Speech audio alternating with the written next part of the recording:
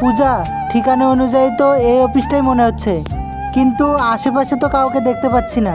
চারিদিকে কত বড় বড় বিল্ডিং গো, কাউকে ডাকতেও ভয় করছে। হ্যাঁ তুমি ঠিকই বলছো গো, আমিও কিছু বুঝতে পারছি না, কাউকে তো আশেপাশে দেখতেও পাচ্ছি না, কি করব?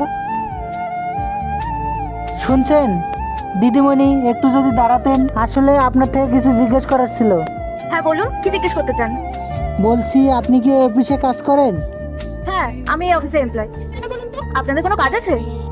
আসলে আমরা অনেক দূর গ্রাম থেকে এসেছি একজনের খোঁজে। ইন্দ্র, ওর নাম ইন্দ্র। ও কি এই অফিসে কাজ করে? আপনি কি ওনাকে চেনেন? ইন্দ্র? ও, আপনারা ইন্দ্র স্যারের কথা বলছেন? ইন্দ্রকে আপনি স্যার বলছেন কেন? ও কি এই অফিসে বড় পোস্টে কাজ করে?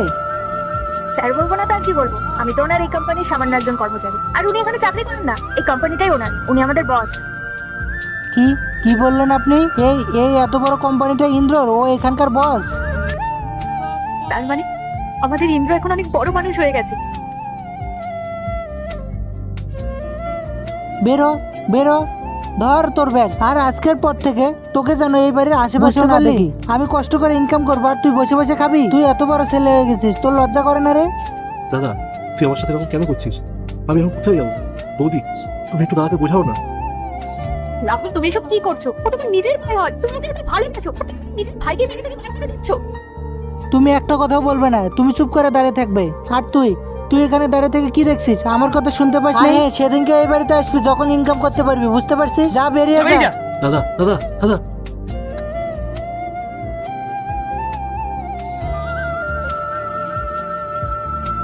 হ্যাঁ ঠিকই শুনেছেন, শুধু এই কোম্পানিটাই ওনার না, এরকম আরো 3-4টে কোম্পানি ওনার আছে।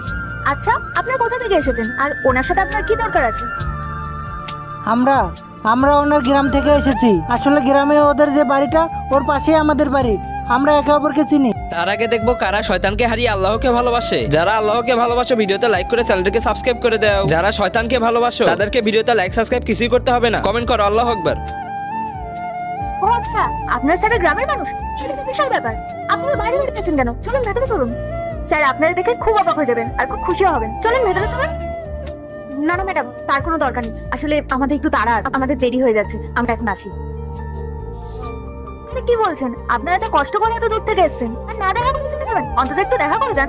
আসলে আমরা একটা বিশেষ কাজের জন্য এখানে এসেছি। পূজা, ওটা দাও।